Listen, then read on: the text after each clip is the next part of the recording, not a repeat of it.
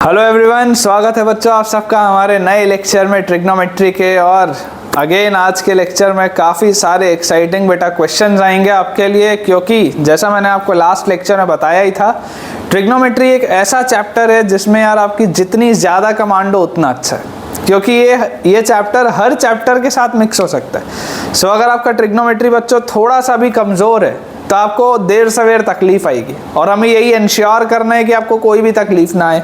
इसलिए आज का भी जो लेक्चर होगा बेटा, it will be purely dedicated on some of the best questions that can be made in trigonometry. ठीक है ना, कुछ बढ़िया बढ़िया सवाल अपन आज करने वाले हैं जिससे कि आपकी प्रैक्टिस बहुत ही अच्छी हो।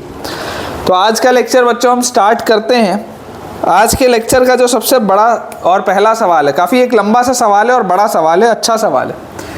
क्वेश्चन हमारे पास बेटा लिखा है 3 सर्कल्स, मैं लिख देता हूँ, है ना, 2-3 मिनट लगेंगे सवाल लिखने में ही, बहुत बड़ा सवाल है। 3 circles touch each other, 3 circles touch each other externally. ठीक है, 3 सर्कल्स हैं जो एक दूसरे को एक्सटर्नली टच करते हैं। पहली बात, the tangents at their point of contact, the tangents at their point of contact, the tangents at their point of contact, इनके पॉइंट ऑफ कॉन्टैक्ट में बच्चों जो टेंजेंट्स हैं, the tangents at their point of contact meet at a point whose distance from meet at a point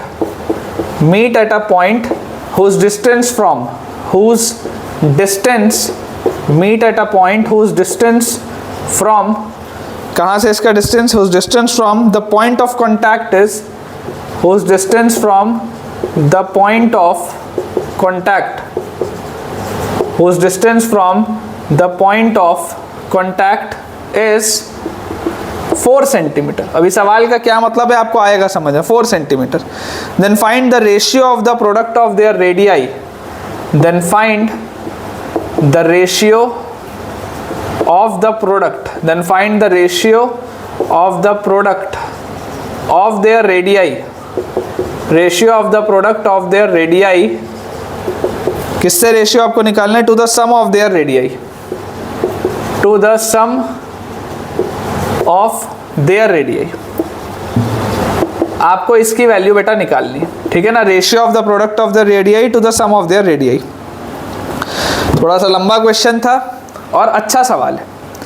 मैं इसके लिए आपको बेटा देखो, इसका फिगर आपको मैं बना के बताता हूं। आपको बोला जा रहा है 3 circles touch each other externally, 3 circles हैं जो एक दूसरे को एक्सटर्नली टच कर रहे हैं। 3 सर्कल्स हैं जो एक दूसरे को बच्चों एक्सटर्नली टच कर रहे हैं, इस तरीके से। ठीक है ना, इस तरीके से टच अपन कर रहे हैं 3 सर्कल्स। ऑब्वियसली अब अपन राउंडर से नहीं बना रहे हैं तो अच्छा फिगर तो बनेगा नहीं, लेकिन ठीक है, कोशिश करते हैं कि आपको समझ में आ जाए कुछ ऐसा। ये 3 सर्कल्स हैं और ये तीनों सर्कल्स एक दूसरे को एक्सटर्नली बेटा टच कर रहे हैं, इस तरीके से। ठीक है ना, they are touching each other externally, इस तरीके से बेटा टच हो रहे हैं 3 सर्कल्स। मान लेते हैं ये सर्कल A है, ये सर्कल B है और तीसरा वाला सर्कल C है। अपन ऐसा मान लेते हैं, पहले वाले सर्कल का सेंटर A मान लेते हैं, दूसरे वाले सर्कल का सेंटर B मान लेते हैं, तीसरे वाले सर्कल का सेंटर अपन C मान लेते हैं। 3 circles touch each other externally, ये हो गया। The tangent at their point of contact, अब इसको मैं थोड़ा सा बड़ा करके यहाँ पर बनाऊंगा ताकि आपको समझ में आए। फिलहाल देखो क्या लिखा है, the tangent at their point of contact meet at a point whose distance from the point of contact is 4 centimetre. देखो, the tangent at their point of contact, इनके point of contact पे, ये एक का point of contact है, ये एक point of contact है और ये एक point of contact है। ये 3 आपके पास point of contact है। आपको बोला जा रहा है इन point of contact पे जब आप tangent बेटा डालते हैं, इन पॉइंट ऑफ कॉन्टैक्ट पे जब आप टेंजेंट डालते हैं, आप चाहें तो थोड़ा सा जूम कर सकते हैं वीडियो को अगर आपके मोबाइल में वो फीचर हो, अदरवाइज मैं यहाँ पर भी आपको थोड़ा सा बड़ा इसको बना के दिखाऊंगा। बोला जा रहा है the tangent at their point of contact, इनके पॉइंट ऑफ कॉन्टैक्ट पे जब आप टेंजेंट डालेंगे, meet at a point whose distance from the point of contact is 4 centimetre. ये एक ऐसे पॉइंट पे मिलते हैं, लेट अस सपोज इसको मैं बोल दूं पॉइंट P, ये एक ऐसे पॉइंट पे मिलते हैं whose distance from the point of contact is 4 centimetre. तो पॉइंट ऑफ कॉन्टैक्ट से इसकी दूरी 4 सेंटीमीटर है, पॉइंट ऑफ कॉन्टैक्ट से इसकी दूरी 4 सेंटीमीटर है। फिर बोल रहा है then find the ratio of the product of their radii to the sum of their radii. देखो मान लो ये जो पहला आपका सर्कल है, आपको एक प्रॉपर्टी तो पता ही होगी कि जब दो सर्कल्स एक्सटर्नली टच होते हैं तो ये जो ये वाला पॉइंट होता है, ये जो एक्सटर्नल टच वाला पॉइंट होता है बेटा, ये ए बी पर लाई करता है। क्लास 10th में सर्कल्स में पढ़ते हैं ये कि जब आप दो सर्कल्स के सेंटर को बेटा ज्वाइन करते हैं तो ये जो पॉइंट ऑफ कांटेक्ट होता है ना दोनों का, वो उस लाइन सेगमेंट पे लाई करता है। ऐसा 10वीं कक्षा में पढ़ाया जाता है, ठीक है। वैसे ही इधर भी होगा इस तरीके से और वैसे इधर भी होगा इस तरीके से। ये आपके पास फिगर है। मैं ऐसा करता हूँ, इस फिगर को यहाँ पर आपके लिए थोड़ा सा बड़ा बना देता हूँ ताकि आपको समझ में आए कि हो क्या रहा है। देखो ये A है, ये B है और ये आपके पास ऐसा C है, ऐसा ये आपके पास C है, ठीक है। A और B में, A और C में और B और C में कहीं पर ऐसे पॉइंट्स हैं जिनमें जब आप टेंजेंट बनाते हैं इस तरीके से, जिनमें जब आप इस तरीके से टेंजेंट बनाते हैं तो ये मीट करते हैं किसी पॉइंट P पे, meet at a point whose distance from the point of contact is 4। इसका P का डिस्टेंस इस पॉइंट ऑफ कांटेक्ट से 4 है, इस पॉइंट ऑफ कांटेक्ट से 4 है, इस पॉइंट ऑफ कांटेक्ट से 4 है। ये वो ट्राइंगल है जो मैंने यहाँ पर बनाया है, ठीक है, ताकि आपको थोड़ी सी क्लैरिटी रहे। अब आपको देखो, अगर मैं बोलूँ ये सर्कल जिसका सेंटर A था इसका रेडियस R1 मान लो, जिसका सेंटर B था इसका रेडियस R2 मान लो, और जिसका सेंटर C था इसका रेडियस R3 मान लो, ऐसा मान लो। आप तो मान सकते हो। तो आपको बोला जा रहा है then find the ratio of the product of their radii, find the ratio of the product of their radii, इनके रेडियस का product, to the sum of their radii by R1 plus R2 plus R3। आपको बच्चों इसकी value बतानी है। ये सवाल है, बहुत ही बढ़िया सवाल। बच्चों को तो जनरली सवाल पढ़ के समझ में ही नहीं आता करना क्या है, अच्छा सवाल है। तो आपको इसकी वैल्यू बतानी है, ठीक है। अब आपको बेटा एक चीज़ पता होनी चाहिए, ठीक है ना, आपको एक चीज़ पता होनी चाहिए कि यार ये जो पॉइंट P से आपने बनाया है ना, ये पॉइंट ऑफ कांटेक्ट, तो अगेन क्लास 10th में हम पढ़ते हैं कि रेडियस और टेंजेंट पॉइंट ऑफ कांटेक्ट पे 90 डिग्री बनाते हैं। देखो रेडियस और टेंजेंट पॉइंट ऑफ कांटेक्ट पे 90 डिग्री बनाते हैं। इसका मतलब बच्चों ये 90 डिग्री होगा, ये 90 डिग्री होगा, ये 90 होगा, ये 90 होगा, ये 90 होगा, ये 90 होगा। ये बात हमें समझ में आती है कि ये इनके 90 डिग्री है। ऑल्टीट्यूड्स जहाँ पर हैं बेसिकली ये ऑल्टीट्यूड्स इंटरसेक्ट हो रही, ठीक है ना। आपको जब मैं ट्रिग्नोमेट्री का ये फेज अभी 1 अपना चल रहा है, phase 1 is compound angles, phase 2 आप पढ़ेंगे ट्रिग्नोमेट्रिक इक्वेशन, फेज 3 आप पढ़ेंगे सॉल्यूशन ऑफ ट्राइंगल और फेज 4 आप पढ़ेंगे इनवर्स ट्रिग्नोमेट्रिक फंक्शन। ये 4 अलग अलग चैप्टर्स हैं जिसमें चौथा चैप्टर 12वीं में पढ़ाया जाता है, पहले के 3 चैप्टर 11th में पढ़ाते हैं। तो जब आप सॉल्यूशन ऑफ ट्राइंगल पढ़ेंगे ना उसमें मैं आपको बताऊंगा, या इवन जब हम कोऑर्डिनेट ज्योमेट्री पढ़ेंगे उसमें भी आएगा कि ऑल्टीट्यूड्स जहां पर इंटरसेक्ट करती है ना उसे ऑर्थोसेंटर बोलते हैं। जैसे जिस पॉइंट पे मीडियंस इंटरसेक्ट होती है, जिस भी पॉइंट पे ये मीडियंस इंटरसेक्ट होती है इसको आप सेंट्रॉइड बोलते हो, है ना। ये सब बेटा 10th क्लास में पढ़ाया जाता है, अगर ना भी पढ़ा हो तो कोई दिक्कत नहीं है, मैं पढ़ाऊंगा। मीडियंस जहाँ पे मीडियन इंटरसेक्ट करती हैं उसे सेंट्रॉइड बोलते हैं, मीडियन को, ठीक है ना। वैसे ही internal angle bisector, internal angle bisector बेटा जहाँ पर इंटरसेक्ट करती हैं, इंटरनल एंगल बाइसेक्टर, उस वाले पॉइंट को जहां पर इंटरनल एंगल बाइसेक्टर इंटरसेक्ट करती हैं उसे कहा जाता है इन सेंटर, इन सेंटर। और जहां पर ऑल्टीट्यूड्स, ये ऑल्टीट्यूड्स है ना, देख लो ऑल्टीट्यूड्स, ऑल्टीट्यूड्स जहां पर इंटरसेक्ट करती हैं उसे बोला जाता है क्या, उसे बेटा बोला जाता है ऑर्थो सेंटर। ऑल्टीट्यूड्स को बोला जाता है ऑर्थो सेंटर। तो आप देख सकते हैं कि पॉइंट P से एक ऐसा पॉइंट है जहां पर इधर भी और इधर भी आपके पास आप क्या ड्रॉ कर रहे हैं, परपेंडिकुलर ड्रॉ कर रहे हैं। हो सकता है ऑर्थो सेंटर ना भी हो क्योंकि सामने वाले वर्टेक्स से आ रहा है या नहीं आ रहा मेरे को नहीं पता, कमेंट चलो नहीं करते, लेकिन मैं आपको ये जनरल नॉलेज के लिए बता रहा हूँ कि ये पॉइंट्स होते हैं, इन्हें ऐसा ऐसा बोला जाता है। अपने को इधर फर्क नहीं पड़ता, हो या ना हो कोई दिक्कत नहीं, क्योंकि ऑर्थो सेंटर के लिए अगेन क्या होना चाहिए था, ऑल्टीट्यूड सामने वाले से आना चाहिए था। ऑल्टीट्यूड जो होना चाहिए था बेटा वो सामने वाले साइड से आना चाहिए था।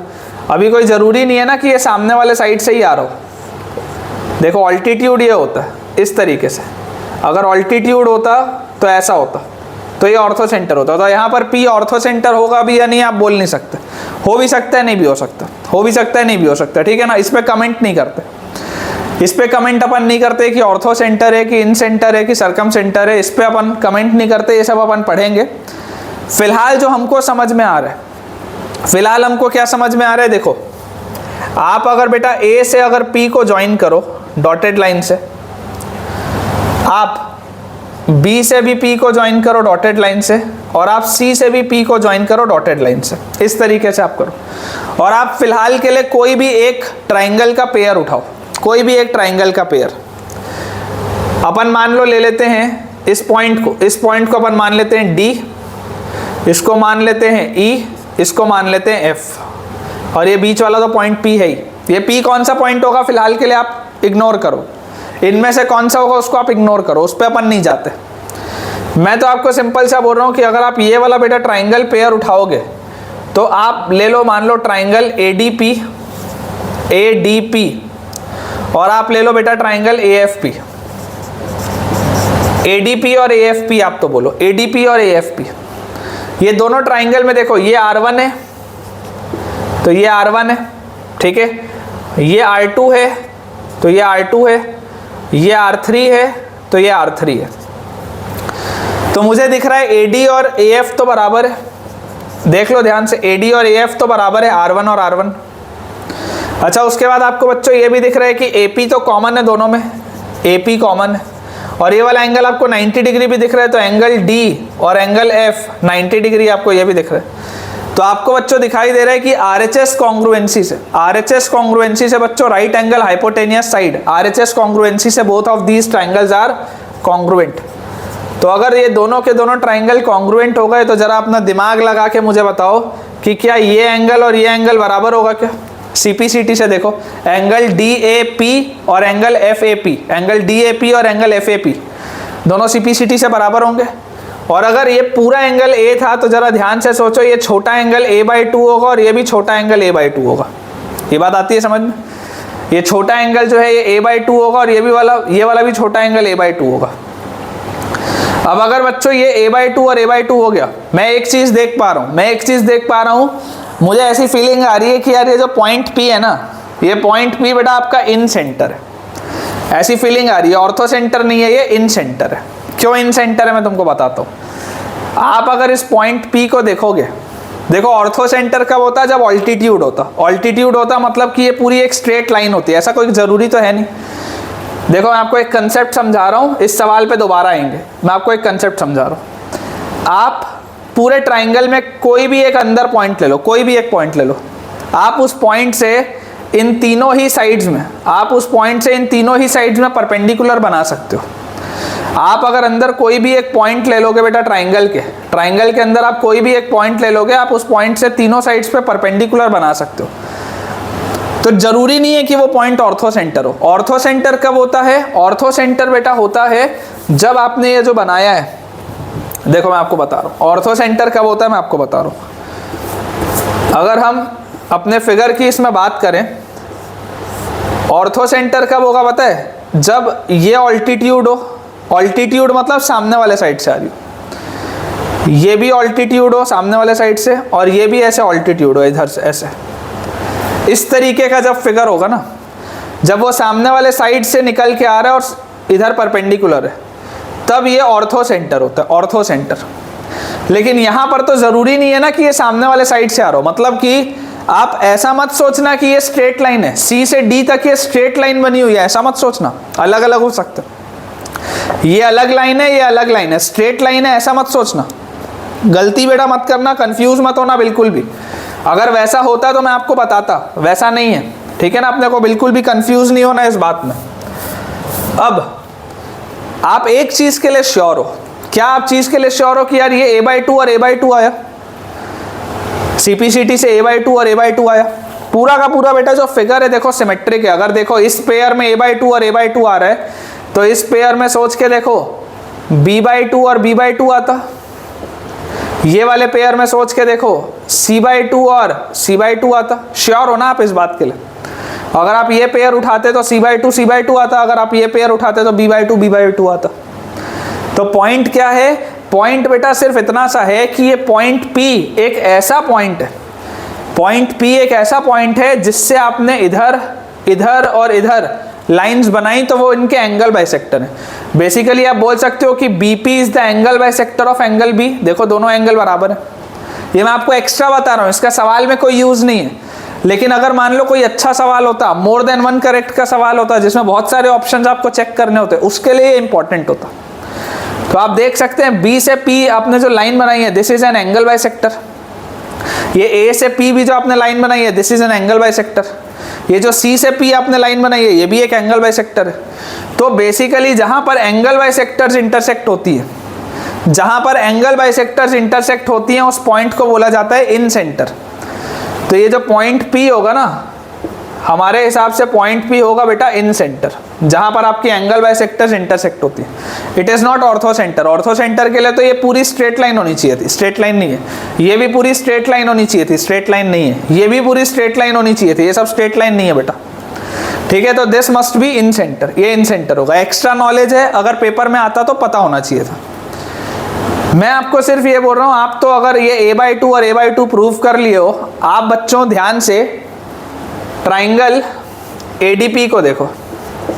ट्राइंगल ADP, ये जो ट्राइंगल ADP है इसमें एक एंगल 90 डिग्री है, एक एंगल a/2 है। जरा सोचो, अगर मैं बोलता tan a/2 तो tan a/2 क्या होता? परपेंडिकुलर बाय बेस 4/r1 आता। tan ऑफ a/2 क्या आता? 4/r1। सिमेट्री ये बोलती है कि tan ऑफ b/2 क्या आएगा? देखो ध्यान से, अगर मान लो tan ऑफ b/2 लिखा है तो tan of b/2 will be 4/r2। और अगेन सिमेट्री बोलती है कि tan ऑफ c/2 क्या होगा? tan of c/2, tan of c/2 will be 4/r3। ये आएगा बेटा, इसमें कोई शक नहीं, इसमें कोई शक नहीं है बेटा। अपन इसको थोड़ा सा मिटा देते हैं ताकि अपने पास थोड़ा सा स्पेस क्रिएट हो जाए लिखने के लिए, है ना। ये वाले भी मैं फिगर को मिटा देता हूँ क्योंकि मैंने यहाँ पर तो बना ही लिया है, तो इस फिगर को भी मिटा लेते हैं। और ये जो मैंने ट्राइंगल कॉन्ग्रुएंट किए इसको भी हटा लेते हैं, ठीक है ना। इतना पोर्शन अपन अपना हटा लेते हैं। मुझे उम्मीद है आपने नोट कर लिया होगा, अगर नहीं किया है तो यार एक बार वीडियो रिवाइंड करके लिख लो, इम्पॉर्टेंट है, ठीक है। तो हमारे पास ये तमाम चीज़ें निकल गई हैं कि tan a/2 क्या है, tan b/2 क्या है, tan c/2 क्या है। अब आप याद करो, कंडीशनल ट्रिग्नोमेट्रिकल आइडेंटिटी हमें क्या बोलती थी? कंडीशनल ट्रिग्नोमेट्रिकल आइडेंटिटी बोलती थी कि अगर a प्लस बी प्लस सी की वैल्यू पाई है, अगर a प्लस बी प्लस सी की वैल्यू पाई है तो याद करो मैंने आपको एक रिजल्ट लिखाया है कि sigma tan a/2 tan b/2 का वैल्यू 1 होता है। याद करो, सातवां या आठवां वाला जो था, सातवां या आठवां वाला जो मैंने आपको रिजल्ट लिखाया था उसमें यही रिजल्ट था, sigma tan a/2 tan b/2 1 होता है। विच मीन्स कि tan a/2 tan b/2 plus tan a/2 tan c/2 plus tan b/2 tan c/2 ये 1 होगा। तो ध्यान से देखो, tan a/2 tan b/2 मतलब 4 16/r1r2, tan a/2 tan c/2 16/r1r3, tan b/2 tan c/2 16/r2r3, इसकी value 1 है। तो यहां से बच्चों मैं ऐसा बोल सकता हूं कि अगर मैं LCM ले लूं तो LCM लेते ही आएगा 16r3 plus 16r2 plus 16r1 upon r1 r2 r3, इसकी वैल्यू आएगी 1। और clearly, very clearly I can see, अगर मुझे ये रेशियो निकालना था तो मैं बोल सकता हूं this implies r1 r2 r3 divided by r1 plus r2 plus r3 will be equal to 16। ये आंसर आएगा बेटा, देख लो, ये आंसर आएगा r1 r2 r3 by r1 plus r2 plus r3 will be 16। कहीं से भी इस सवाल को देखकर ऐसा नहीं लग रहा था, किसी भी एंगल में बच्चों इस सवाल को देखकर ऐसा नहीं लग रहा था कि ये कंडीशनल ट्रिग्नोमेट्रिकल आइडेंटिटी का सवाल है। लेकिन अगर आपको ये रिजल्ट याद ना हो, ये सवाल आप नहीं बना सकते। आप पागल हो जाओगे सवाल सॉल्व करते करते, लेकिन आंसर नहीं आएगा। ठीक है ना, बहुत ही अच्छा सवाल है बेटा, it's a very beautiful problem. आपको ऐसे ही सवाल मैं करवाऊंगा, तभी आपका कमांड आएगा। जितनी भी अच्छी अच्छी बुक्स में, जितने भी अच्छे अच्छे इंस्टीट्यूट्स में जो भी अच्छे सवाल होते हैं, वो मेरी पूरी कोशिश रहेगी कि इस एक चैनल में मैं आपको हर चैप्टर का प्रोवाइड करूं।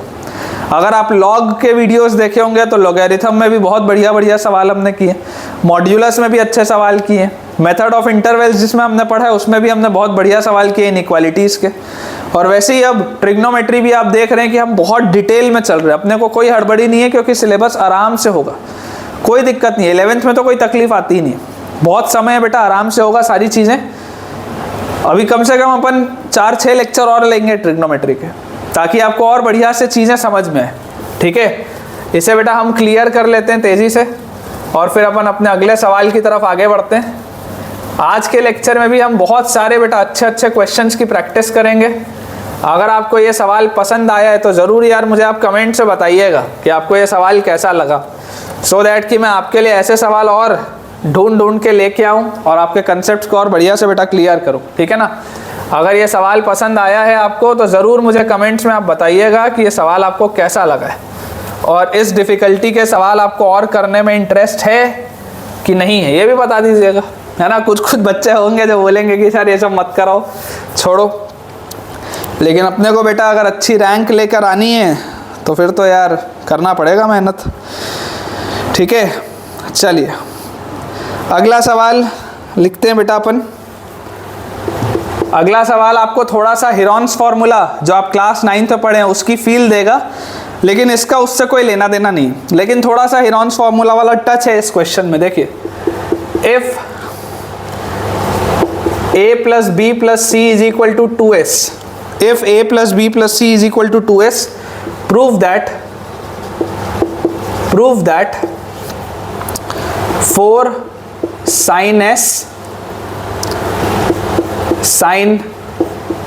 minus a sin s minus b sin s minus c is equal to 1 minus cos square a minus cos square b minus cos square c plus 2 cos a cos b cos c। देखो मैं आपको बेटा पहले ही बता दूं कि इसका Heron's formula से कोई लेना देना नहीं है, दूर दूर तक कोई भी लेना देना नहीं है। सिर्फ ये थोड़ी सी प्रोफाइल आपको हेरॉन्स फॉर्मूला जैसी दिख रही होगी, है ना, सिर्फ और सिर्फ थोड़ी सी ये प्रोफाइल आपको हेरॉन्स फॉर्मूला जैसी बेटा दिख रही होगी, अदरवाइज इसका हेरॉन्स फॉर्मूला से कोई भी लेना देना नहीं है। ठीक है, ध्यान से आप देखेंगे, इसको अगर मैं ऐसा लिखूं 2 sin s माइनस a, इसको एक साथ लिख लेते हैं और एक 2 इनको दे देते हैं, तो 2 sin s माइनस b और sin s माइनस c ऐसा लिख लेते हैं। ठीक है, ऐसा लिख लेते हैं। 2 को मैंने दोनों को बांट दिया, तो ये लिखा हुआ है 2 sin a sin b, ये भी लिखा हुआ है 2 sin a sin b। 2 sin a sin b क्या होता है, cos a minus b minus cos a plus b, तो ये लिखा हुआ है cos a minus b, a minus b और minus cos a plus b, a plus b, ये लिखा हुआ है पहला ब्रैकेट। दूसरा ब्रैकेट लिखा हुआ है 2 sin a sin b cos a minus b, तो a माइनस b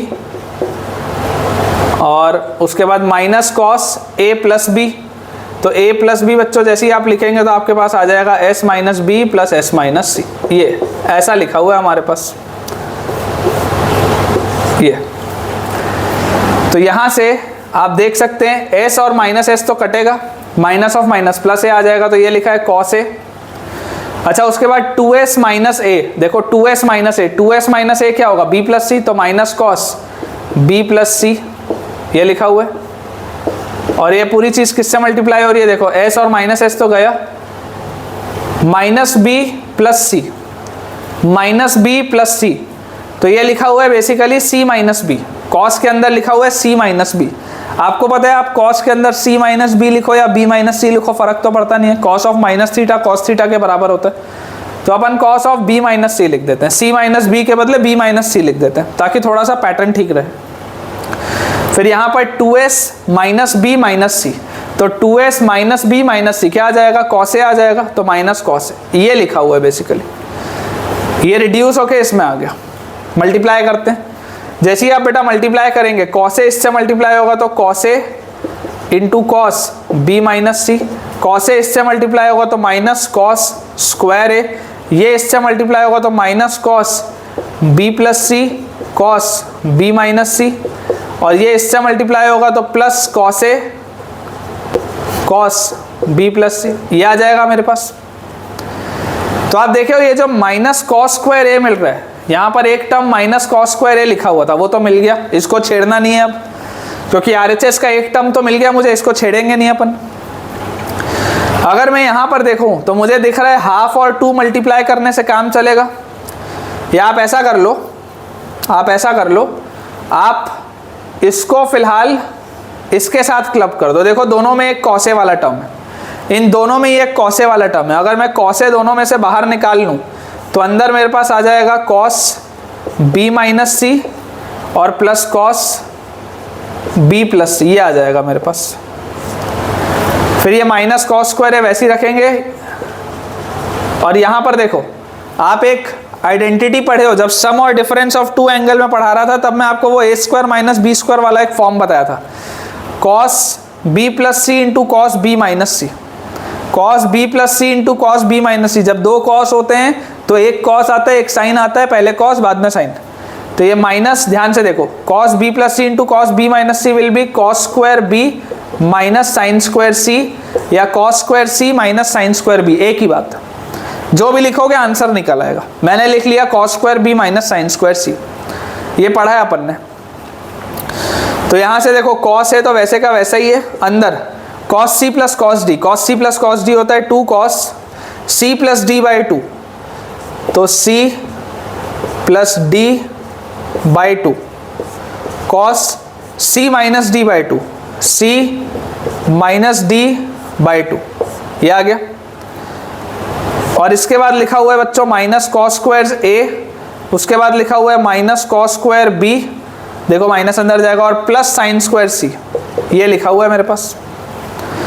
तो यहाँ से देखो माइनस सी प्लस सी तो गया, बी और बी 2b बाई 2 बी, तो 2 कॉस ए, ये 2 बाहर निकाल लिया, कॉस ए वैसे ही ये सॉल्व हो के आया क्या कॉस बी, और ये क्या लिखा हुआ है देखो b और माइनस बी गया, माइनस सी और minus C, minus 2c by 2 minus C, और कॉस ऑफ माइनस सी क्या होता है कॉस सी, तो 2 cos A cos B cos C, minus cos square A minus cos square B, और ये जो प्लस साइन स्क्वायर सी लिखा हुआ है इसको आप लिख सकते हैं 1 माइनस कॉस स्क्वायर सी।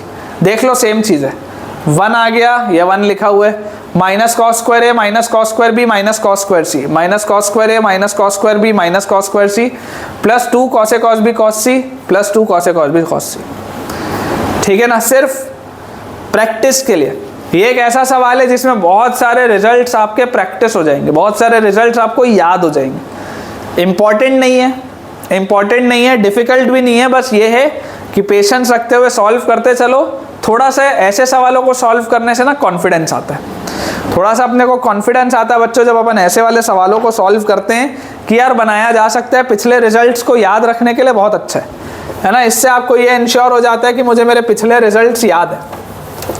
अपन जल्दी से बेटा अपना बोर्ड क्लियर कर लेते हैं और उसके बाद फिर नेक्स्ट हमारे क्वेश्चंस जो और आज करने हैं वो भी अभी करेंगे। तो अपन जल्दी बेटा अपना बोर्ड क्लियर करते हैं, बहुत सारे आज अपने को सवाल करने हैं, प्रैक्टिस अच्छे से करनी है।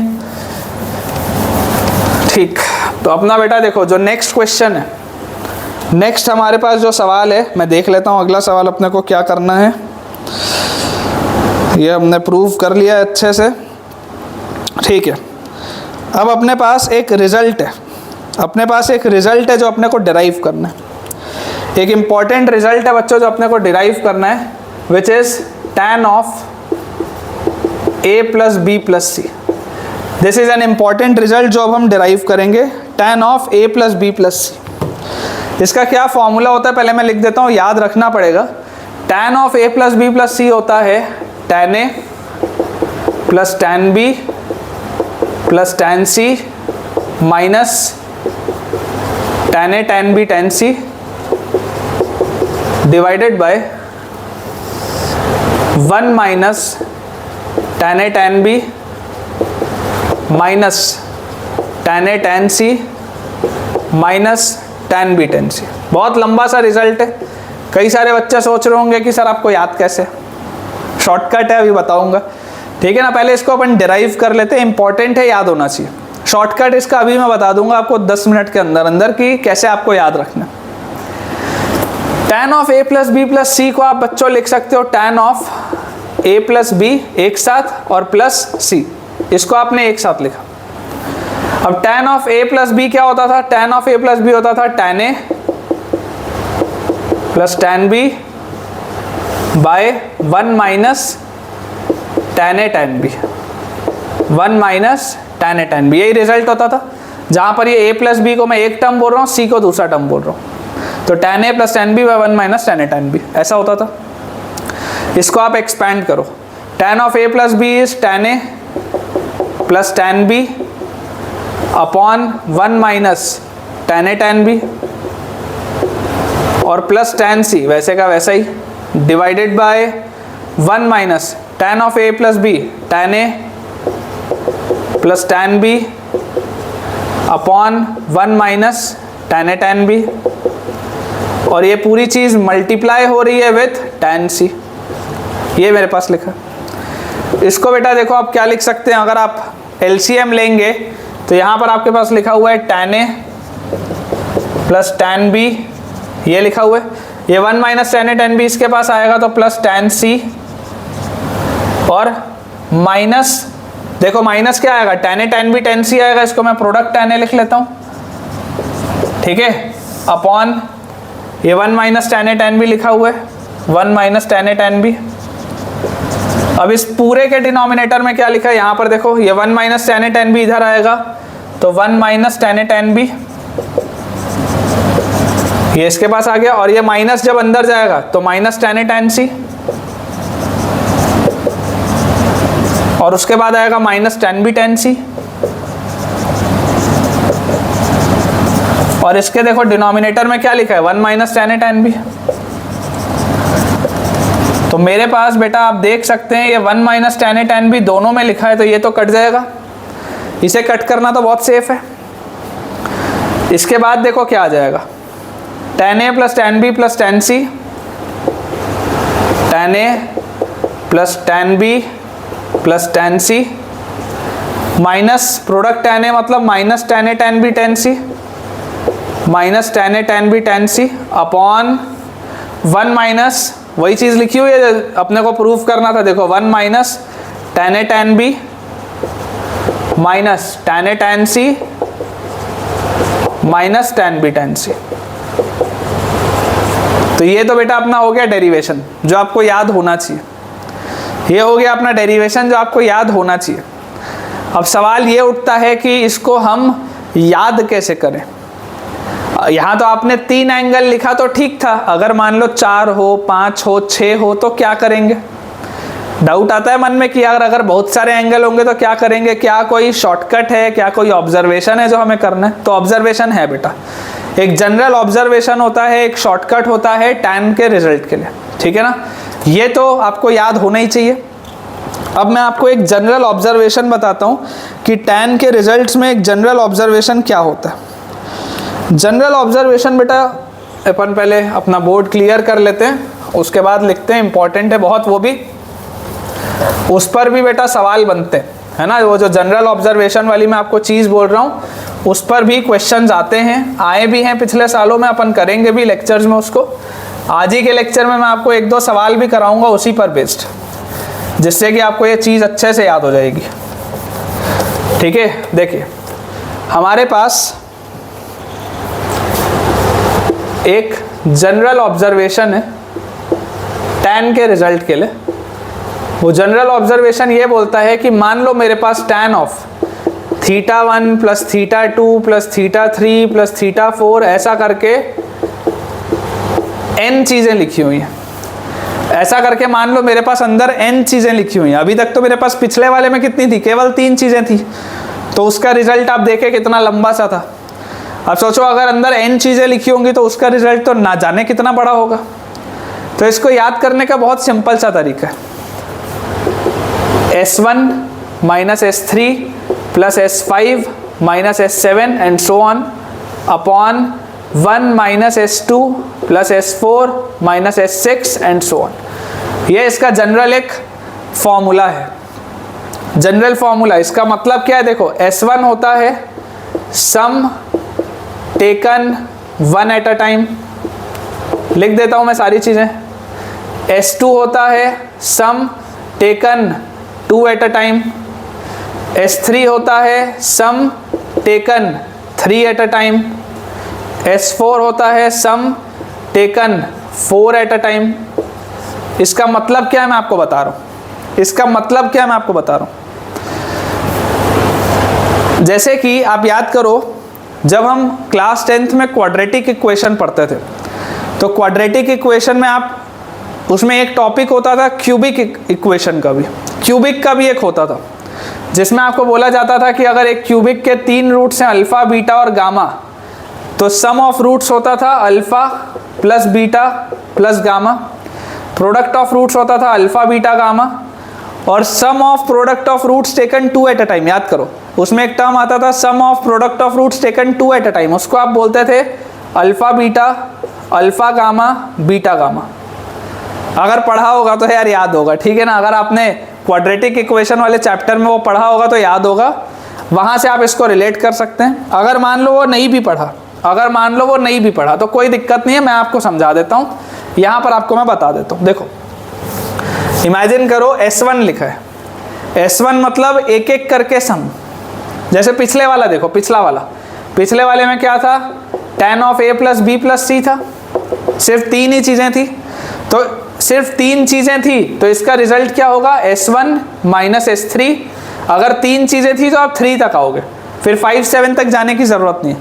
अगर अंदर 3 चीज़ें हैं तो आप 3 तक में रुक गए, अपॉन 1 माइनस S2। फिर आप S4 तो लिखोगे नहीं क्योंकि अंदर 3 ही चीज़ें, ठीक है। तो S1 मतलब सम टेकन 1 एट अ टाइम, तो उसका रिजल्ट क्या था, S1 था tan A plus tan B plus tan C, एक एक करके सबका सम। S1 मतलब एक एक करके सबका सम। S3 मतलब 3 करके सम। S3 मतलब 3 करके सम, तो 3 एक बार में अगर लोगे तो क्या ऑप्शंस है, इकलौता यही तो ऑप्शन है tan A tan B tan C।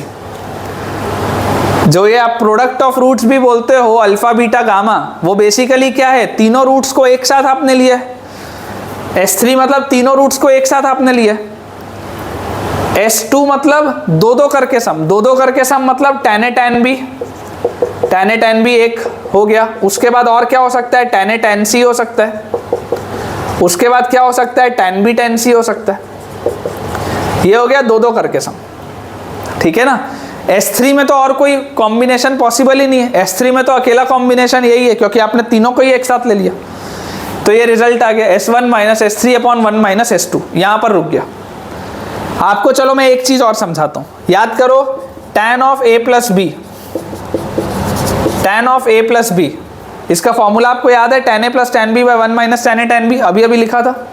अगर यहाँ देखूंगा, अगर सिर्फ 2 चीज़ें तो मेरा रिजल्ट क्या होगा, S1 अपॉन 1 माइनस S2, ये होना चाहिए रिजल्ट। क्योंकि अगर अंदर 2 ही चीज़ें हैं तो मैं 3 और 4 तक तो जाऊंगा नहीं, मैं S2 पे रुक जाऊंगा। ये तो S1 मतलब एक एक करके सम मतलब tan A plus tan B upon 1 minus S2 मतलब 2 करके सम, तो 2 करके अगर आप सम लोगे और 2 ही चीज़ें हैं तो 2 करके सम में इकलौता क्या बनेगा, tan A tan B तो बनेगा।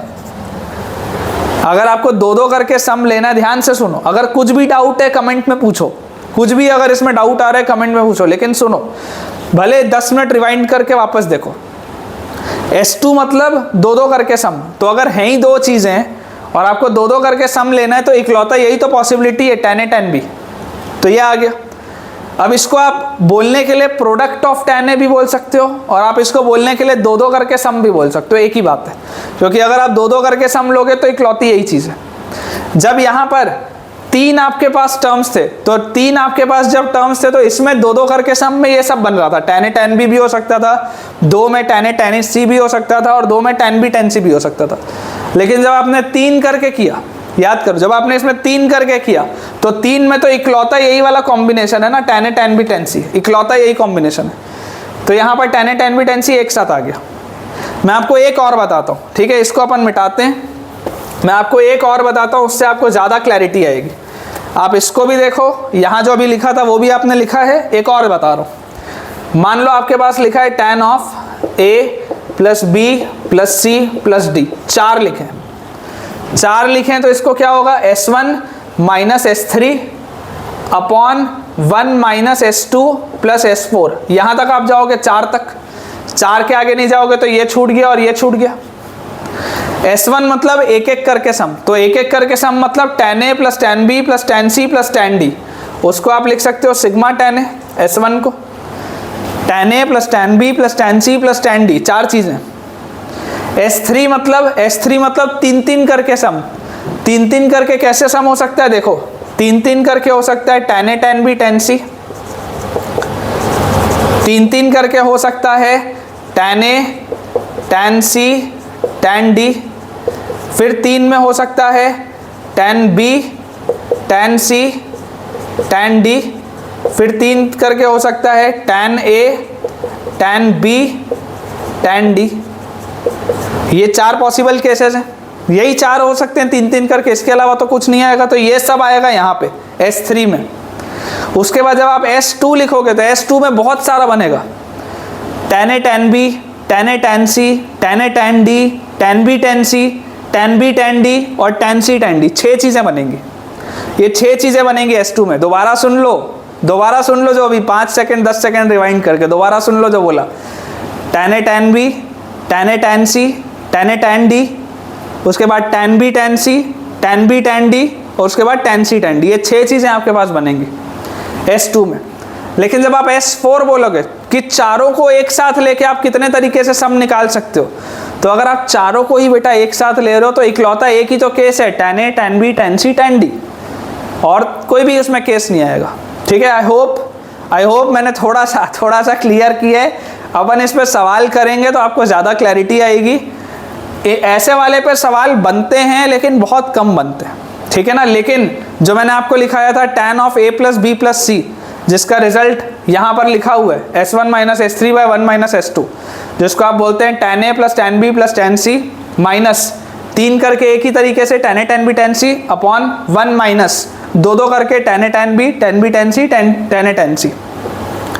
इस पे सवाल बनता है, ठीक है, इस पे बेटा सवाल बनता है।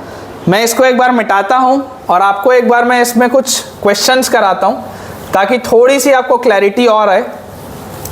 मैंने आपको पहले ही बोला था कि देखो हमको नई नई चीज़ें पढ़नी पड़ेंगी तभी हमारा कमांड अच्छे से आएगा, तो घबराने की कोई बात नहीं है। ये सब भी यार आपको समझ में आ जाएगा जब आपने इतनी सारी ट्रिग्नोमेट्री पढ़ ली, इतने सारे लेक्चर्स देख लिए, इतनी सारी आपने जब न्यू चीज़ें याद कर ली, तो ये भी हो ही जाएगा यार। कोई बहुत बड़ी बात थोड़ा ना, कोई रॉकेट साइंस तो है नहीं, आराम से हो जाएगा बेटा याद ये भी।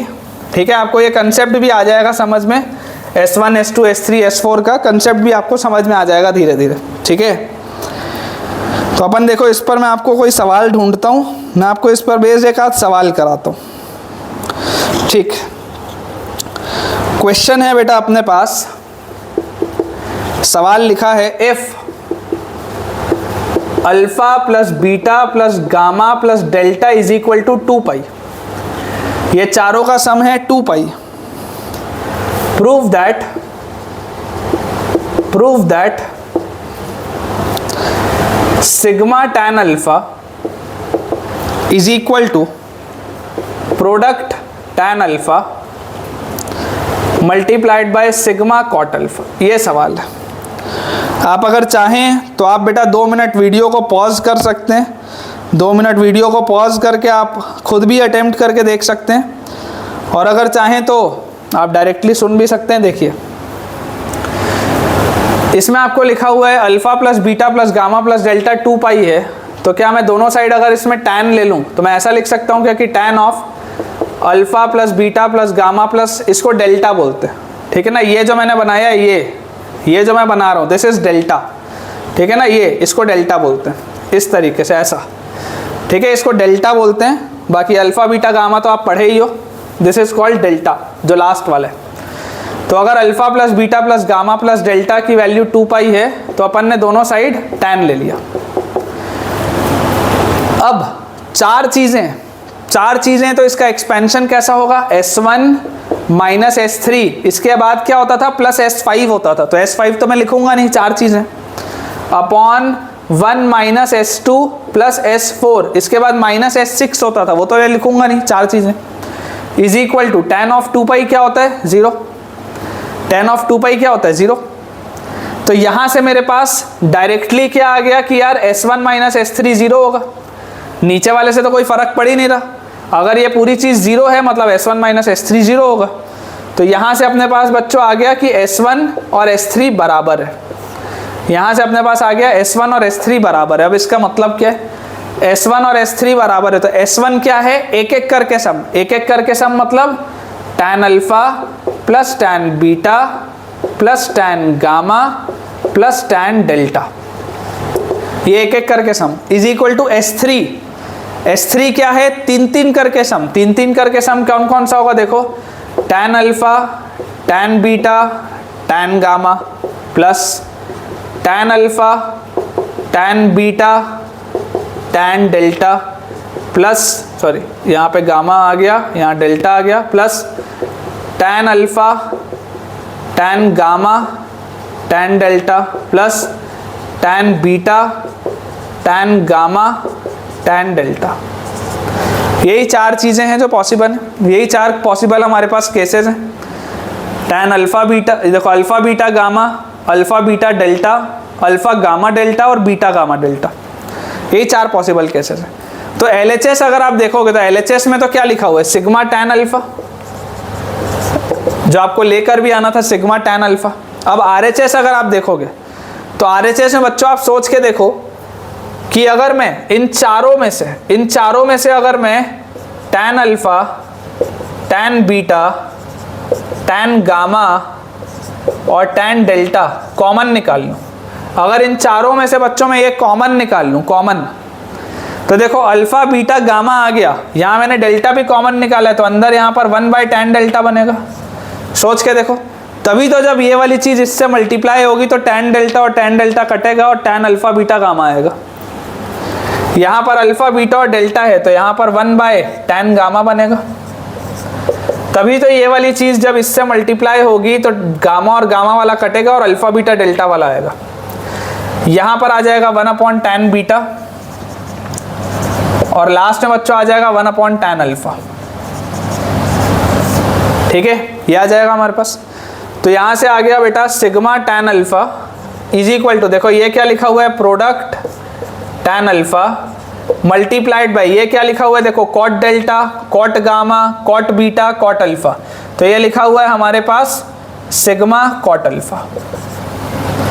यही आपको लेकर आना था। अब ये सब याद नहीं करना है, ये सब बेसिक से सवाल हैं, ये सारे बच्चों बेसिक से क्वेश्चन है, आपको ये सब याद नहीं करना है ना, आपको बिल्कुल भी ये याद करने की जरूरत नहीं है। मैं आपको सिर्फ इस फॉर्मूले का एप्लीकेशन बता रहा हूँ, मैं आपको सिर्फ ये चीज़ समझाना चाह रहा हूँ कि ये फॉर्मूला इम्पॉर्टेंट है और इस फॉर्मूले पर सवाल बनते हैं, आपको ये अप्रोच करना आना चाहिए, ठीक है। इस पे अगर आपको और क्वेश्चंस चाहिए होंगे तो आप मुझे बता सकते हैं बच्चों, मैं आपको इस पर बेस्ड और क्वेश्चंस भी प्रोवाइड करूँगा, उसमें कोई दिक्कत नहीं है, लेकिन आपको थोड़ी सी मेहनत करनी पड़ेगी खुद से भी। जितने मैं आपको बेटा इलस्ट्रेशंस बोल रहा हूँ, अगर कोई बच्चा अभी काउंट कर रहा होगा तो मेरे को बताना ज़रूर कमेंट्स में कि आज का लेक्चर एंड होने तक हम अभी तक टोटल कितने सवाल कर चुके हैं। मैंने आपको प्रॉमिस किया था कि मैं आपको 100 से ज़्यादा क्वेश्चन कराऊंगा क्लास में, और ये सब के सब क्वेश्चंस हैं। तो अगर अपने से कोई भी बेटा स्टूडेंट सारे के सारे क्वेश्चंस में नंबरिंग कर रहा है तो यार मुझे ज़रूर बताना कि अभी तक हमने टोटल कितने सवाल बना लिए हैं ट्रिग्नोमेट्री में डे 1 से अभी तक हमने कितने सारे सवाल बना लिए, ठीक। तो अपने पास बेटा जो हमारा नेक्स्ट क्वेश्चन है, नेक्स्ट क्वेश्चन अपने पास दिया हुआ है, आपको इवैल्यूएट करना है। अगला सवाल है आपको इवैल्यूएट करना है। क्या इवैल्यूएट करना है? हमें इवैल्यूएट बच्चों करना है cos 20 degree minus sine 20 degree upon under root of 2 minus under root of 2 plus 2 cos 100 degree. ये सवाल है बेटा, ये मेरे पास क्वेश्चन है। न्यूमरेटर में है cos 20 degree minus sine 20 degree, denominator में है root over 2 minus root over 2 plus cos 100 degree. ठीक है ना, ये अपने पास बच्चों सवाल है। तो देखते हैं, फिलहाल तो न्यूमरेटर को वही रहने दो, न्यूमरेटर को बाद में सोचेंगे क्या करना है। डिनोमिनेटर देखते हैं। डिनोमिनेटर में लिखा है root over 2 minus root over 2 plus 2 cos 100 degree. अब देखो, अगर ये 2 आप कॉमन लोगे तो अंदर लिखा है 1 प्लस कॉस 100 डिग्री, यही लिखा हुआ है आपके पास। अगर ये वाला आप दोनों में से 2 कॉमन लोगे तो अंदर लिखा है 1 प्लस कॉस 100 डिग्री। अब याद करो, आपने एक प्रोफाइल पढ़ी है 1 plus cos 2 theta. 1 plus cos 2 theta होता है 2 कॉस स्क्वायर थीटा, पढ़ के आए हो आप। 1 प्लस कॉस 2 थीटा होता है 2 कॉस स्क्वायर थीटा। तो यहाँ से मैं लिख सकता हूँ cos 20 degree minus sine 20 degree upon under root of 2 minus root over twice of, ये जो 1 प्लस कॉस 100 है, 1 प्लस कॉस 100 को क्या मैं 2 कॉस स्क्वायर 50 डिग्री बोल सकता हूँ क्या? देखो, यहाँ डबल एंगल है, यहाँ आधा एंगल है। यहाँ अगर 100 था तो यहाँ 50 आ जाएगा और 2 कॉस स्क्वायर आ जाएगा। तो यहाँ से बच्चों मेरे पास आ गया cos 20 degree minus sine 20 degree upon root over 2 minus, ध्यान से देखो, 2 इंटू 2 कॉस स्क्वायर 50 डिग्री। अब आप अगर ध्यान से देखोगे तो देखो कॉस 50, आपको एक कंसेप्ट समझा रहा हूँ, देखो under root of X square जो होता है ना बेटा, under root of X square, आप ये मॉड्यूलस में पढ़ के आए हो। Under root of X square X नहीं होता, under root of X square होता है mod X. Under root of X square होता है मॉड एक्स। तो देखो, ये जो अंदर लिखा हुआ है, ये अंदर क्या लिखा हुआ है, ये जो पूरी चीज है 2 इंटू 2 कॉस स्क्वायर 50 डिग्री, इसको देखो मैं कैसे लिख रहा हूँ। 2 इंटू 2 कॉस स्क्वायर 50 डिग्री है, विच इज 2 कॉस 50 डिग्री का होल स्क्वायर, ये लिखा हुआ है अंदर, ये लिखा हुआ है। तो अगर एक स्क्वायर रूट है और उसके अंदर स्क्वायर है तो बाहर क्या निकलेगा, mod of 2 cos 50 degree, mod of 2 cos 50 degree. और कॉस 50 डिग्री पहले क्वाड्रेंट में तो कॉस पॉजिटिव होता है, तो ये जो अंदर जो लिखा है ये पॉजिटिव क्वांटिटी है। तो क्योंकि ये पॉजिटिव क्वांटिटी ही है तो इसको आप लिख सकते हैं cos 20 degree minus sine 20 degree upon root over 2 minus 2 cos 50 degree. Mod से ये एज इट इज बाहर आ जाएगा, कोई फर्क नहीं पड़ेगा, मॉड से ये एज इट इज बाहर आ जाएगा। क्यों? इसलिए बेटा ये मॉड से एज इट इज बाहर आ गया क्योंकि ये पॉजिटिव क्वांटिटी था। यहां से मैं लिख सकता हूं cos 20 degree minus sine 20 degree upon root over 2 multiplied by 1 minus cos 50 degree, ये लिख सकते हैं हम। अब अगेन मैंने बेटा एक प्रोफाइल पढ़ी है, एक मैंने प्रोफाइल और पढ़ी है, वो प्रोफाइल कौन सी है आप उसको देखकर बता सकते हैं कि यार 1 माइनस कॉस 2 थीटा जो होता है it is 2 sine square theta. 1 minus cos 2 theta क्या होता है, 2 साइन स्क्वायर थीटा। मतलब कि इसको मैं यहाँ पर लिख देता हूँ, इसके बाद यहाँ पर सॉल्व कर रहा हूँ इधर पे। Cos 20 degree minus sine 20 degree upon root over twice of 1 minus cos 2 theta को मैं लिख सकता हूँ 2 साइन स्क्वायर 25 डिग्री, ऐसा लिख सकते हैं। देखो ये डबल एंगल है, ये आधा हो गया, 50 है तो 25 हो गया। और अगेन इसको जब आप सॉल्व करेंगे तो आएगा ये cos 20 degree minus sine 20 degree upon under root है और उसके अंदर देखो क्या लिखा हुआ है, एक परफेक्ट स्क्वायर है, ध्यान से देखो 2 इंटू 2 इंटू साइन स्क्वायर 25 है, इसको आप लिख सकते हैं 2 साइन 25 डिग्री का होल स्क्वायर, ऐसा आप लिख सकते हैं। तो ये आ जाएगा मॉड ऑफ 2 साइन 25 डिग्री, ये आ जाएगा। और आपको एक बात पता ही है कि यार ये साइन 25 डिग्री पहले क्वाड्रेंट में पॉजिटिव होता है, क्योंकि ये पहले क्वाड्रेंट में पॉजिटिव होता है तो आप मॉड हटा सकते हो, क्योंकि ये पॉजिटिव होता है इसलिए आप मॉड हटा सकते हो, अदरवाइज मॉड आता, ठीक है। तो यहां से बच्चों हमारे पास अब फाइनली डिनोमिनेटर तो सिंप्लीफाई हो गया बहुत। अब हम देखते हैं न्यूमरेटर को। आप मुझे बताओ कि क्या cos 20 डिग्री को मैं ऐसा लिख सकता हूं कि sin 70 डिग्री, क्योंकि cos माइनस साइन तो मैं पढ़ा नहीं हूं, मैं या तो cos माइनस cos पढ़ा हूं या sin माइनस साइन पढ़ा हूं।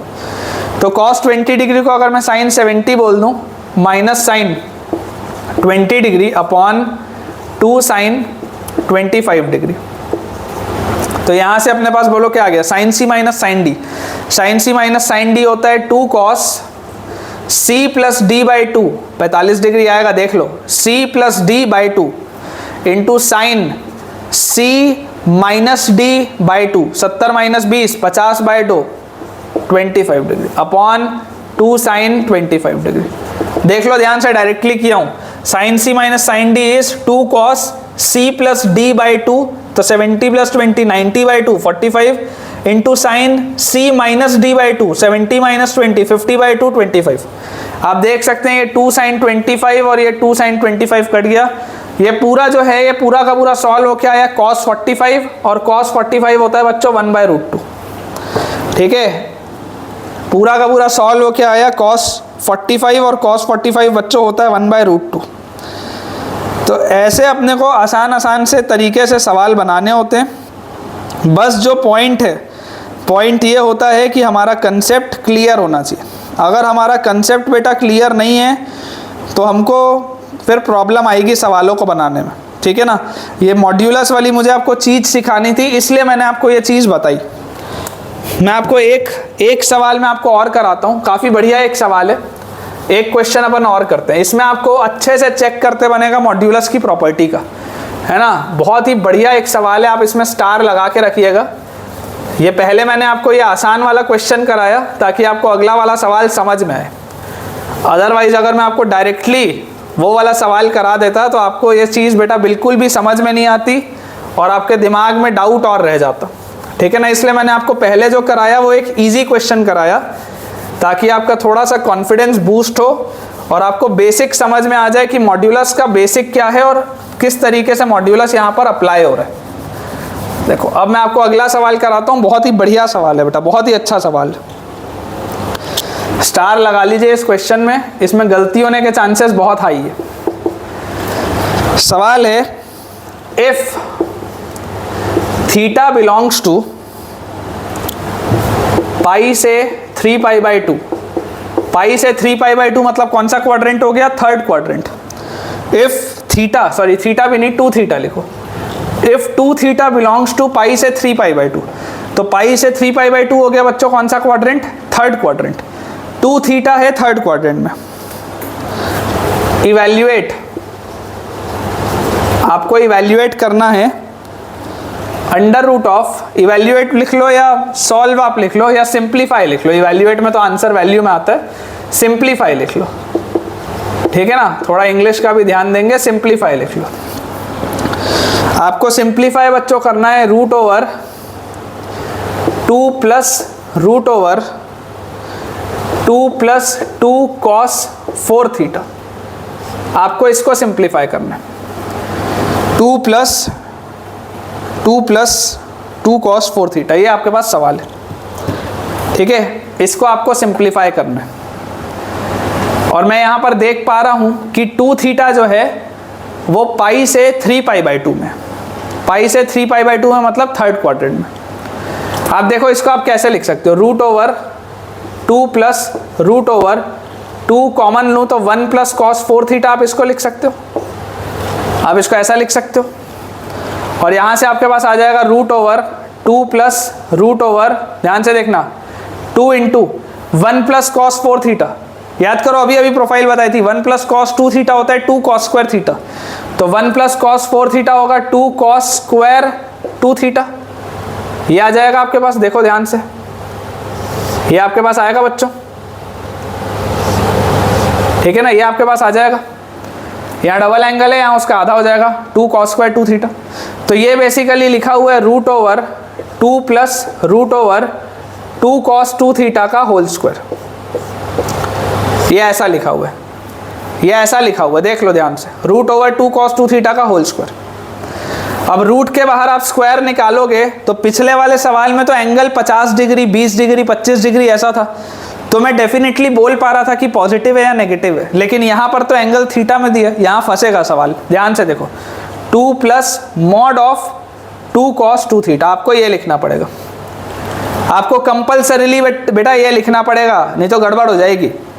अंडर रूट के अंदर स्क्वायर है, आपको मॉड्यूलस लगाना पड़ेगा, और जैसे ही आपने ये लगाया, अब आप देखो 2 थीटा कहाँ है, 2 थीटा है थर्ड क्वाड्रेंट में। अगर 2 थीटा थर्ड क्वाड्रेंट में है तो देखो थर्ड क्वाड्रेंट में कॉस क्या होता है, थर्ड क्वाड्रेंट में कॉस होता है नेगेटिव, मतलब ये जो पूरी चीज लिखी है ये क्या है, ये पूरी चीज नेगेटिव लिखी है। अगर ये पूरी चीज नेगेटिव लिखी है तो यहाँ पर अपन सॉल्व कर लेते हैं। ये जैसी मॉड्यूलस ओपन होगा, क्योंकि अंदर वाली चीज नेगेटिव है, तो ये खुलेगा माइनस होके, मतलब ये आएगा सॉल्व होके, क्योंकि ये नेगेटिव आएगा अंदर ये जो लिखा है this is negative third quadrant में, ये थर्ड क्वाड्रेंट में, this is in quadrant 3, quadrant 3 में कॉस नेगेटिव होता है, इसलिए वो नेगेटिव होके खुला। अगर आप इसका ध्यान ना दो और मॉड्यूलस का ध्यान ना दो तो सवाल गलत हो जाएगा आपका। ये वेरी इंपॉर्टेंट स्टेप है बेटा, this is very important step, आपको ये पकड़ में आना चाहिए, नहीं तो आपका सवाल गलत हो जाएगा। अगर आप मॉड्यूलस नहीं लगाओगे और अगर आप क्वाड्रेंट नहीं पकड़ोगे और नॉर्मली सॉल्व कर दोगे तो आपका आंसर गलत आएगा। जैसे ये आया, अब यहाँ पर देखो √2 into 1 minus cos 2 theta, 1 minus cos 2 theta क्या होता है, 2 साइन स्क्वायर थीटा, तो ये आ गया √2 इंटू 2 साइन स्क्वायर थीटा, मतलब ये लिखा हुआ है √2 साइन थीटा का होल स्क्वायर, मतलब ये सॉल्व हो क्या आया ये सॉल्व हो क्या आया, मॉड ऑफ 2 साइन थीटा, ये आया सॉल्व हो के। और जैसे ये बेटा आपके पास सॉल्व हो के आया, अब इसमें आप ध्यान से देखो, अगर 2 थीटा पाई से 3π/2 है तो थीटा कहाँ से कहाँ होगा, थीटा, अगर 2 थीटा पाई से 3π/2 है तो थीटा का जो मूवमेंट होगा वो हो जाएगा π/2 से 3π/4 तक। ध्यान से देखो, अगर 2 थीटा पाई से 3π/2 है तो थीटा कहाँ से होगा, π/2 से 3π/4, और π/2 से 3π/4 कौन सा क्वाड्रेंट है, सेकंड क्वाड्रेंट है, और सेकंड क्वाड्रेंट में साइन क्या होता है, पॉजिटिव होता है, सेकंड क्वाड्रेंट में साइन पॉजिटिव होता है, तो ये अंदर वाली चीज क्योंकि पॉजिटिव लिखी है तो ये सॉल्व होके आएगा 2 साइन थीटा, ये इसका आंसर आएगा, ये इसका आंसर आएगा फाइनली, ये सिंप्लीफाई होके ये आएगा। और ये इतना बढ़िया सवाल इसलिए है क्योंकि इसके 4 ऑप्शंस क्या थे, 2 cos थीटा जो बच्चा नॉर्मली सॉल्व करेगा, अगर आप बिना किसी भी बात का ध्यान दिए, अगर आप बिना मॉड्यूलस लगाए और आप बिना क्वाड्रेंट देखे अगर सॉल्व करेंगे तो 2 cos थीटा आंसर आएगा। दूसरा ऑप्शन आएगा -2 cos थीटा, कि अगर आपने मॉड्यूलस लगा लिया लेकिन आपने क्वाड्रेंट का ध्यान नहीं दिया तो -2 cos थीटा आएगा। एक ऑप्शन आएगा 2 sin थीटा जो करेक्ट आंसर है, और एक ऑप्शन आपके पास आएगा -2 sin थीटा, कि आपने यहां तक सारा सही सॉल्व किया, अगर आपने लास्ट स्टेप में गलती कर दी, अगर आपने लास्ट स्टेप में माइनस इसको नेगेटिव बोल दिया, तो अगर मान लो अंदर इसको नेगेटिव बोला होता तो मेरा आंसर -2 sin थीटा आ जाता, गलत हो जाता। बहुत ही अच्छा सवाल इसलिए क्योंकि इसमें गलती होने के चांसेस बहुत ज़्यादा हैं, ठीक है ना। इसका मैं आंसर देख लेता हूँ बेटा, अपन ने बिल्कुल सही सॉल्व किया है, 2 sin theta is the final answer जो हमारा आना चाहिए। और जैसा मैं आपको बोल भी रहा हूँ कि इसमें गलती होने के चांसेस बहुत ही ज़्यादा है, ठीक है बच्चों। तो इसके साथ हम अपने आज के लेक्चर के एंड में पहुँच चुके हैं, ऑलमोस्ट 1 घंटे का अपना लेक्चर हो चुका है आज। तो आई होप आपको काफ़ी नई नई चीज़ें सीखने को मिली होंगी। ऐसे और अगर सवाल करने हैं तो ज़रूर मुझे आप कमेंट्स में बताइएगा और अपना एक जेन्युइन फीडबैक भी दीजिएगा। देखिए अब हमें ट्रिग्नोमेट्री पढ़ते हुए काफ़ी समय हो गया और हो सकता है आप अपने स्कूल में भी ये चैप्टर पढ़े हों या आप किसी भी और कोचिंग इंस्टीट्यूट में भी चैप्टर पढ़े हों ये, तो मुझे एक जेन्युइन फीडबैक दीजिएगा कि यार आपको यहाँ पर पढ़ने में, इस चैनल के थ्रू पढ़ने में कुछ फ़ायदा हो भी रहा है या नहीं, ताकि मैं भी उसमें इम्प्रूव और कर पाऊँ। जो भी प्लस पॉइंट्स होंगे वो भी बताइएगा, जो माइनस पॉइंट्स होंगे वो भी बताइएगा, सो दैट कि ओवरऑल ये चैनल भी अच्छे से ग्रो कर पाए और आपकी भी पढ़ाई बहुत अच्छे से हो पाए। Thank you.